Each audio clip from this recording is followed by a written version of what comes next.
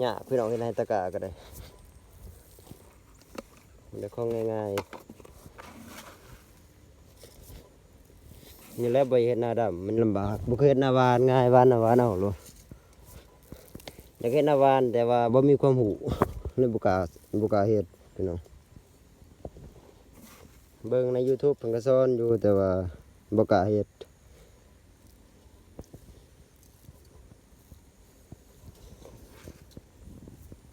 ทดลองกับปีกายมีแต่หญ้าก็สิบ่กล้าเฮ็ดเพราะว่าหน้าเป็นหน้าลม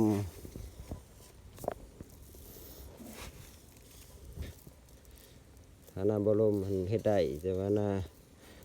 บ่โคตรเป็นหน้าลมพี่น้องมีหลายเรือไทยก็ได้